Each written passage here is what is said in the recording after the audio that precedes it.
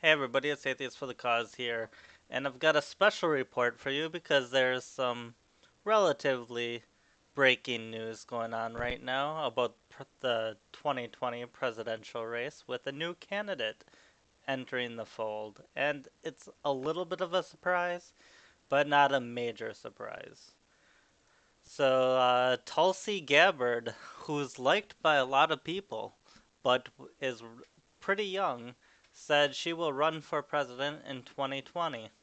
And I mean, a lot of you would say that, you expected her to join, but like, I think there was a big possibility that she could have waited until after Trump was done. But I think this is a smart move because one thing I'll say is that it's hard to get elected when a president is you know, after his first term. Right now Trump's in office for his first term. He has a huge advantage over any Democratic president. But there's a type of candidate who can run and even if they expect to lose, they can still benefit from it. Tulsi Gabbard is one of those people. I follow elections really closely, and the thing about a candidate like Tulsi Gabbard is she's not a household name yet. People, the progressives that support her, and even a lot of liberals and conservatives that are really into politics know her, but your average person doesn't know her.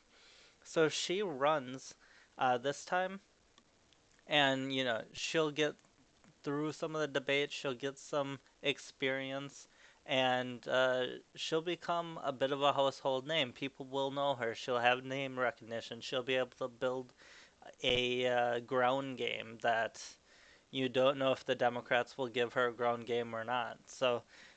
She doesn't have to win to gain from running for president.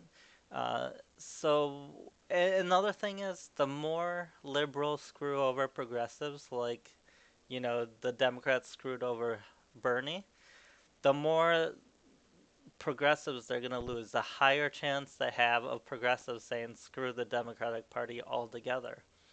Now, Tulsi Gabbard can bring them back in. And if they screw her, Democrats are going to have a serious, serious problem. And then she could just run it back in 2024. And if they screw her again, you think any progressive is ever going to vote for a Democrat again after they screwed Bernie and screwed Tulsi twice? No, they'll say fuck the Democratic Party and move on to something else. Whether that's third party or you never know, maybe even a Republican. But here's the article goes. Representative Tulsi Gabbard said Friday she will run for president in 2020. I've decided to run and will be making a formal announcement within the next week, the Hawaii Democrat told CNN's Van Jones during an interview slated to air at 7 p.m. Saturday on CNN's The Van Jones Show. Just kind of quickly off topic, Van Jones was a big part of the recent prison reform that got passed. So, he and he, a lot of times on air, he says you know, he gets really emotional about things and says some, I don't want to call him crazy, but ridiculous things. But there's a lot of signs that he's actually a very reasonable person, and I've come to like Van Jones because I recognize the difference between him on air and him off air. And remember the whole Nothing Burger? That was all Van Jones being, secretly recorded, and he was saying one thing on air to please the bosses, but off air he knew, and he knows the game. He plays the political game, but off air he knew that the whole thing with Trump was going nowhere, and you have to respect his intelligence. so on to back to Tulsi Gabbard here. It says Gabbard, an Iraq War veteran, currently serves on the House Foreign Affairs Committee. She is the first American Samoan and the first Hindu member of Congress. There are a lot of reasons for me to make this decision. There are a lot of challenges that are facing the American people that I'm concerned about and that I want to help solve, she said. Listing healthcare access, smart. I think healthcare is going to be her number one issue. And that's because Trump and even the Democrats have completely refused to do anything about healthcare. The Republicans tried some shitty healthcare proposal. They tried to force it through, and John McCain came off his deathbed, literally, came into Congress and gave the infamous thumbs down and killed the bill. And honestly, I hated that he did that just out of personal spite. But it was probably a good thing he did do that because that was a terrible, terrible bill that would have even taken away protections for pre-existing causes, and that would have been a disaster for Trump since he campaigned on protecting pre coverage for pre-existing causes. Now Trump claims they would have put it in later, but then if you're gonna put it in later, why not just put it in the beginning of the bill? So I have some questions about that. So healthcare needs to happen. It hasn't happened, and I don't see it happening right now. They haven't even like begun the process, and healthcare is going to be a long ass process. And I say begun the process, I mean, on the big stage. I'm sure behind the scenes they're researching, but it seems like after the first wave of attempts failed, they moved on to other things.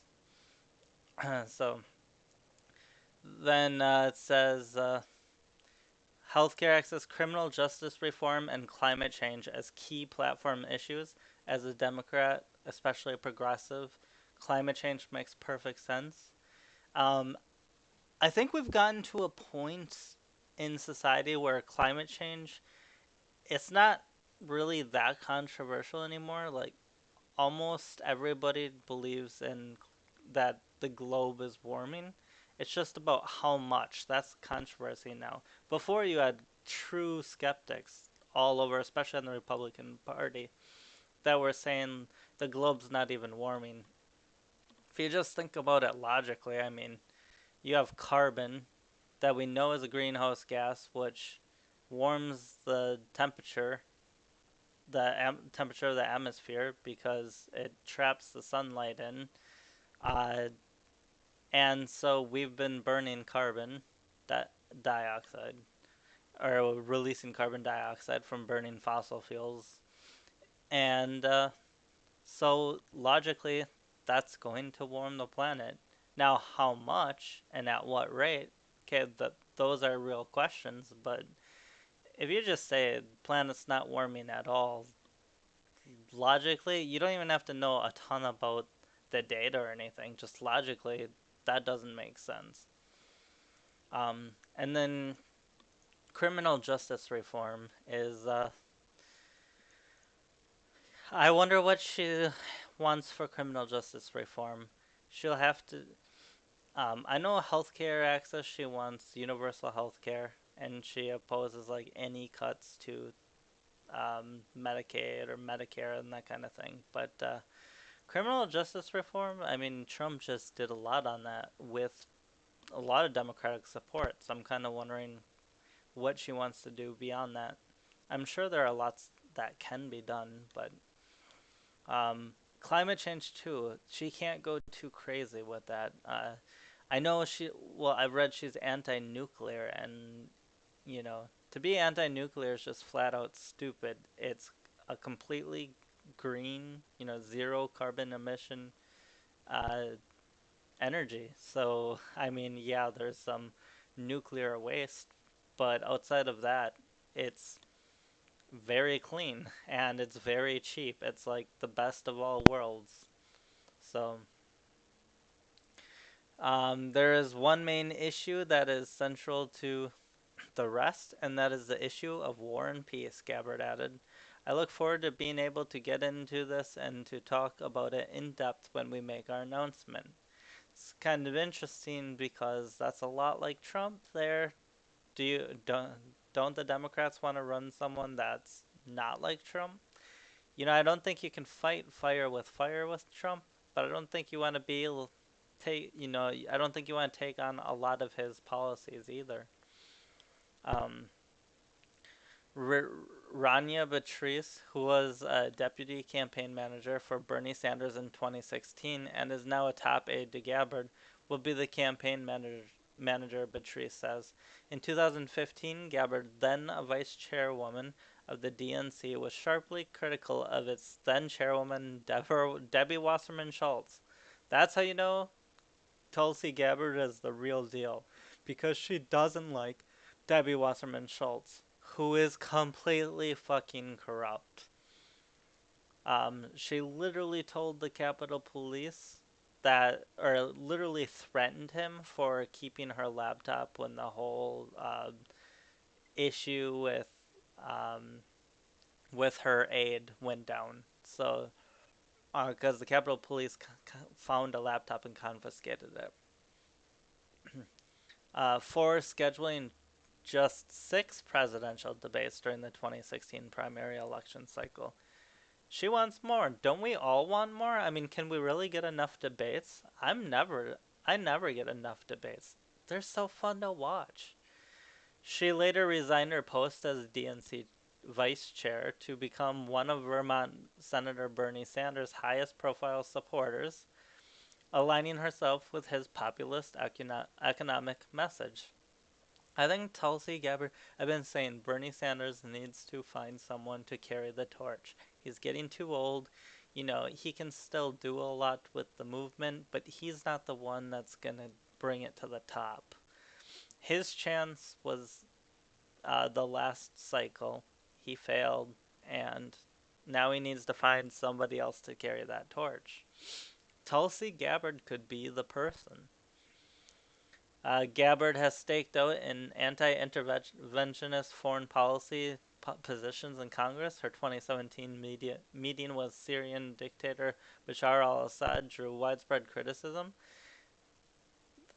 Okay, she might have had a meeting with him, but uh, a lot of outlets are saying that she's like pro-Assad and is.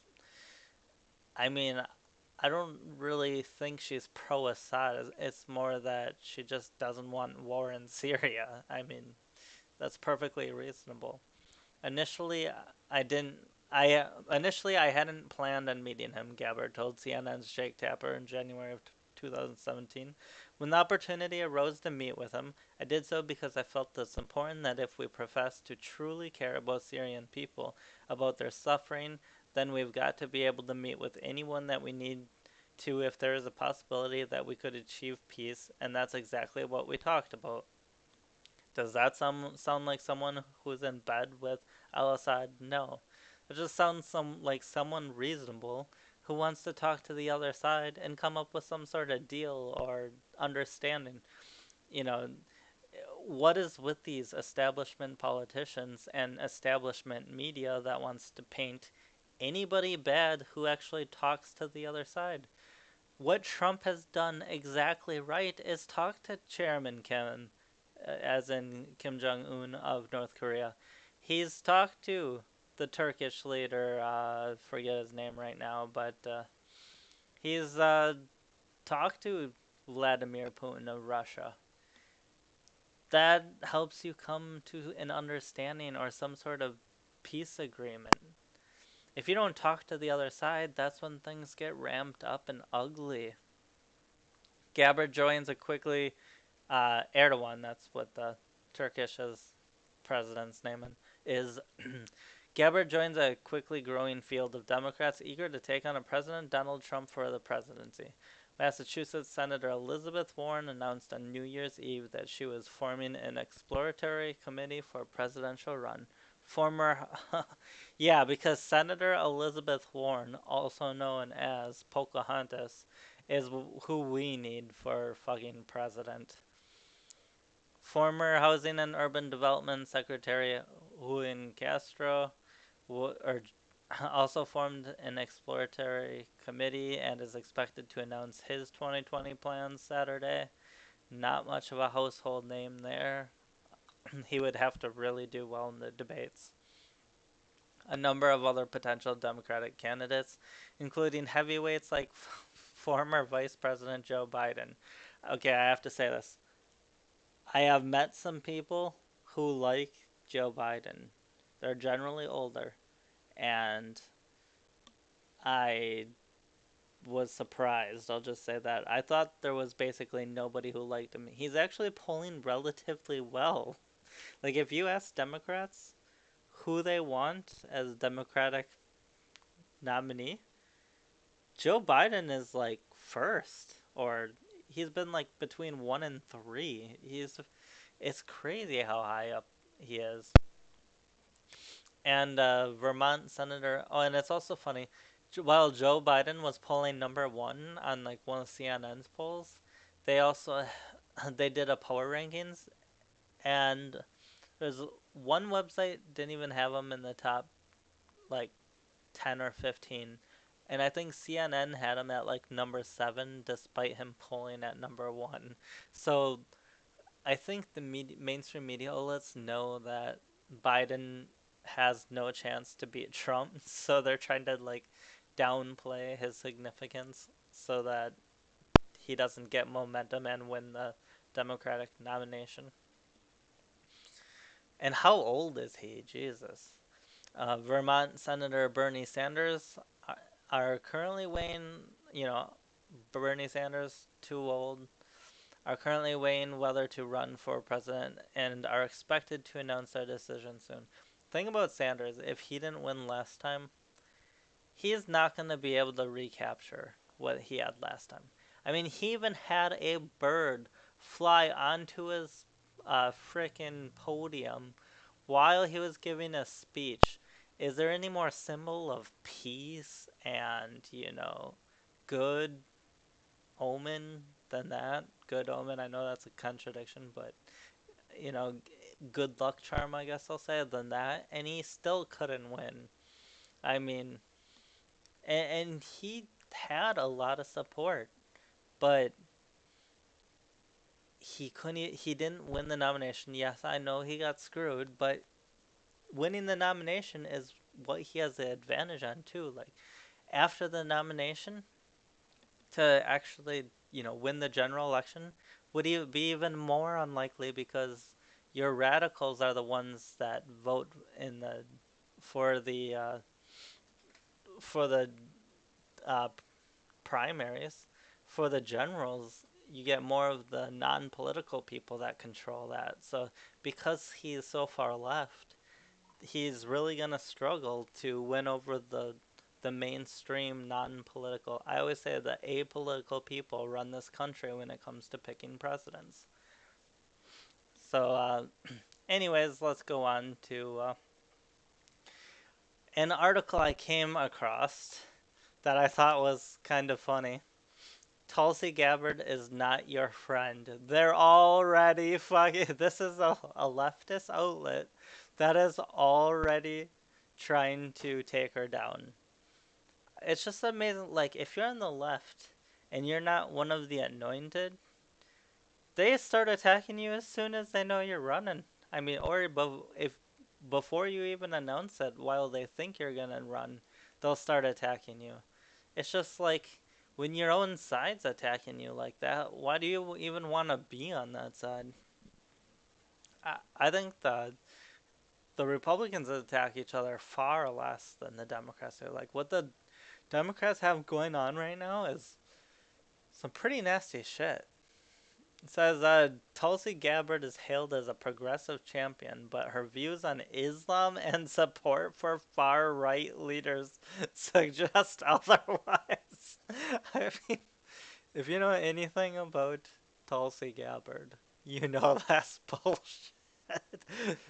uh, Hawaii Representative Tulsi Gabbard is the new progressive darling. She's young, she serves, she's a rising star in the Democratic Party, we're told repeatedly. She might even win the presidency in 2020. Much of Gabbard's elevated stature is due to her endorsement of Bernie Sanders at the end of February 2016, a seemingly principled, politically risky stand and led her to resign as vice chair of the DNC. Okay, first of all, I'll say she resigned. They kind of make it sound like she resigned because she got, you know, I don't know, like some, she got embarrassed or something because she made a bad political move. No, she just wanted to put all of her attention on Bernie Sanders' campaign, and she also knew that like some bullshit was going on in the DNC, and they weren't treating them fairly, and she wanted to bring attention to that. Um, so yeah, another part about Tulsi Gabbard is a lot of people say she's attractive. I just gotta say, she's not ugly by any means, but her face is kind of cratering, and uh, she's got some other problems too. And if you look closely, and it's like, I'm not saying she's ugly, but people really overplay how attractive she is. I'll say she looks better on TV when she's got all of her makeup on, so she can cover a lot of that up. And but if you see her, especially if you see her with less makeup or no makeup, you'll really see a lot of the problems, especially in like person. It'll show even more. So but that wasn't all. Before stepping down, Gabbard earned the ire of Democratic insiders when she called for more than the paltry 6 debates, the party that had scheduled under Hillary Clinton ally Debbie Wasserman-Schultz. She continued to needle the establishment on the eve of Clinton's nomination and offered a less than enthusiastic endorsement of the Democratic standard bearer in the general election. Giving remaining choices like Bernie Sanders, I will be casting my vote for Hillary Clinton, she said in August. Okay, so what's wrong with this? I mean, she did eventually cast her vote for Hillary Clinton, but she needled the establishment. That's good. She would, she had her reservations after everything that went down. That's good. I mean, and I would argue if you're a Democrat, to vote for a Republican, I don't think made a lot of sense as a representative. So she showed she's reasonable. At the DNC convention, she was reportedly swamped with attention from other state delegates. They liked Tulsi because she stood up to the Democratic Party establishment, said one. I'd argue they like her because she's a reasonable person too, and they like a lot of her policies. I'd say a lot of her policies are crazy, and a lot of progressives like those crazy policies. But then other policies are just completely reasonable where, you know, I'll say if I trust any, I'm not completely against something like single payer. I don't think it's inherently bad. I don't think our current system is inherently better. So I don't think the type of system determines good or bad. I think it's how it's implemented. Either side can be implemented good. Either side can be implemented bad. I would trust Tulsi more than pretty much any other candidate to get healthcare right if she could get across exactly what she wanted. To get single payer right, I should say. Gabbard is also a pretty reliably progressive voice in the House and on a host of domestic issues. As far back as 2012, she was calling for restoring Glass-Steagall. She opposed any cuts to Medicare or Social Security under the Obama-backed Simpson-Bowles proposal. She believes Obamacare didn't go far enough and supports universal health care. She's against nuclear energy. Like I said, this is just dumb. Bush to curb the NSA's bulk collection of data, and personally protested the Dakota Access Pipeline. I mean, I don't have a problem with the Dakota Access Pipeline, but people on the left, they don't like they've never seen a pipeline they liked. So she's right on par with, where she stands politically. I'm more centrist than she is. So, and this isn't like I don't feel that strongly about the Dakota Access Pipeline, so I could see myself voting for Tulsi Gabbard and overlooking a small issue like this. But being against nuclear, that would I would really have reservations about that. Pushing to curb the NSA's, wow, I just can't say NSA today. Bulk collection of data. I mean, who's not against that? Yet the starry-eyed anointed of Gabbard has obscured the more unsavory aspects of her politics. So unsavory, in fact, that White House advisor Steve Bannon has reportedly spoken well of her. I mean, this is just a hit job. Who cares if Steve Bannon said something good about her? I mean, you could be enemies politically and still respect the other side, right? I mean, there's no way Steve Bannon and Tulsi Gabbard agree on everything. So this is just a little ridiculous to try to paint her as like some ally of Steve Bannon. I, um, I know that's not what they're exactly saying, but that's kind of what they're trying to imply by bringing up Steve Bannon. There's no other reason to bring up Steve Bannon here. From her vigorous opposition to the Iran nuclear deal to her obsession with radical Islam, yeah, the Iran nuclear deal was terrible. We unfroze a bunch of assets that gave Iran billions of dollars, well, a trillion or whatever it was. To her obsession with radical Islam, gotta love the wording there. To her love for the far right Indian leader Narendra Modi, I honestly don't know much about him. Gabbard is far from the progressive hero many assume her to be. How about we get away from heroes and just talk about representatives? Because in the United States, we're all supposed to be on equal footing. Conservative beginnings. Despite, yeah, because Tulsi Gabbard's, you know, built her platform on conservatism, right? Despite her progressive image today, Gabbard has conservative roots. Her father is Mike Gabbard. Okay, if it isn't what she believes today, why are you even bringing it up? This is just another hit job. Her father is Mike Gabbard, a former Honolulu City Councilman, state senator, and high profile anti gay activist who led a campaign against same sex marriage in Hawaii in the 1990s. He founded the educational nonprofit Stop Promoting Homosexuality and bought himself a show on a local radio station to denounce LGBT people. Okay, so if you click this link, you get this article. Um, and it says, although Gabbard is most notorious for his anti-gay activities and campaign, he covers himself by talking about a lot of other issues: education, protecting aquifers, landfills, so a lot of environmental stuff, raising money for the Bruda is statue. One can ask the question: how come he won the council seat, and why? I probably butchered that, but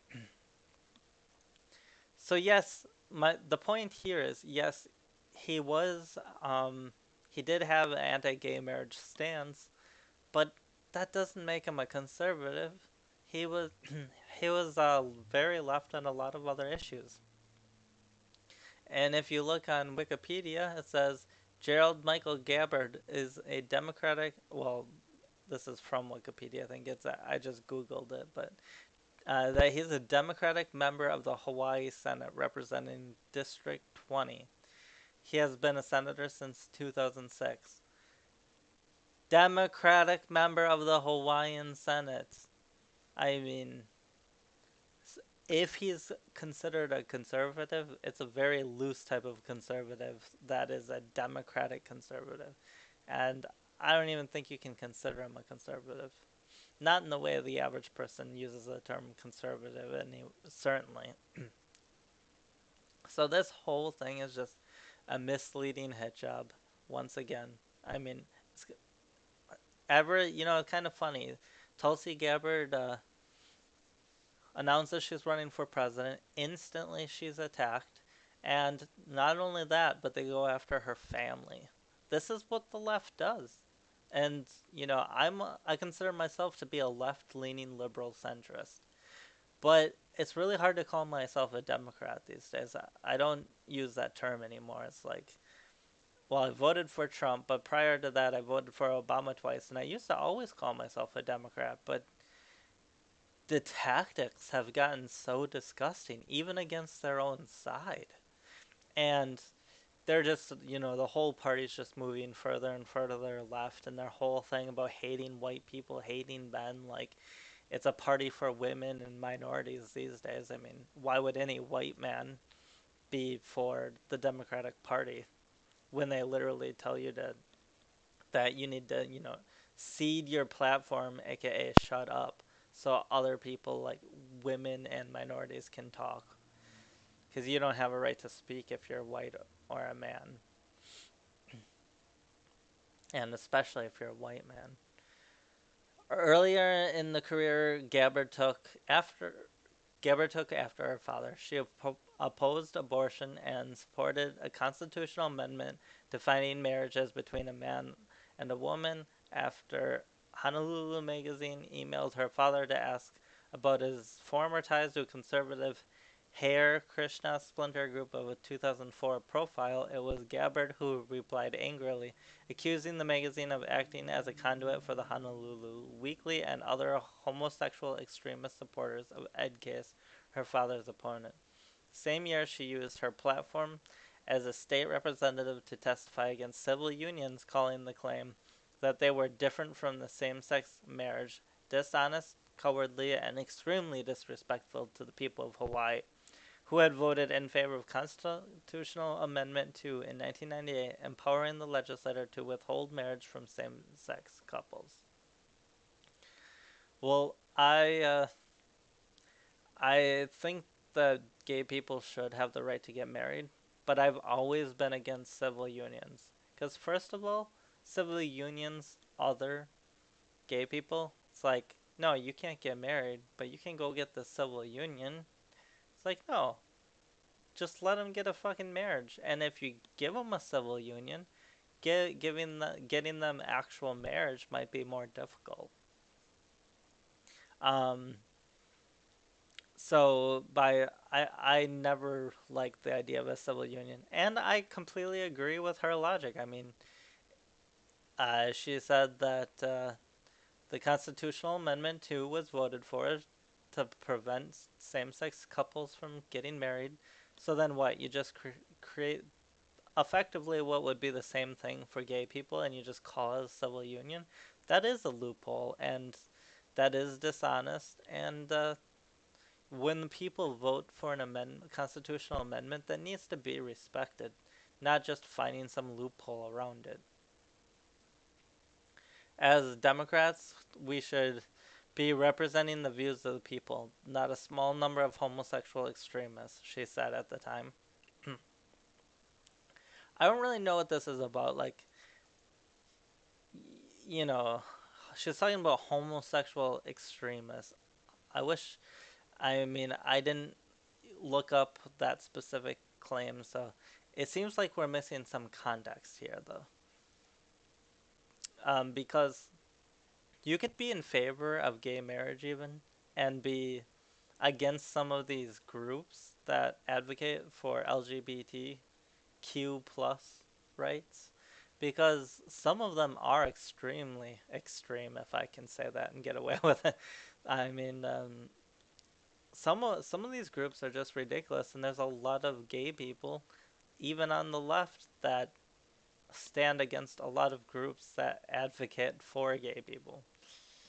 Um, Gabbard has since done a 180, citing her military service in the Middle East as the impetus for her conversion to social liberalism. The contrast between our society and those in the Middle East made me realize that the reason those societies are so oppressive, is that they are essentially theocracies where the government and government leaders wield the power to both define and then enforce morality, she wrote in a December 2011 post. So it sounds like she's getting a lot of her. She may have had an anti-gay marriage stance from, that came out of her religion because she's Hindu, and I don't know enough about Hinduism, but are are Hindus like anti-gay marriage? I'm not sure, but that could be why. I began to realize that the positions I had held previously regarding the issues of choice and gay marriage were rooted in the same premise held by those in power in the oppressive Middle East regimes I saw. So she's definitely hinting towards, religion being the source of why she took those stances. But it has changed. And honestly, I would trust someone who had the wrong opinion and realized it, and now, even if they still hold the opinion that gay people shouldn't be married, they understand why the law can't force that on gay people, like, and can't force morals on people through the government. I trust a person who's gone through that process a lot more than just someone who is, for gay marriage because, their morality tells them.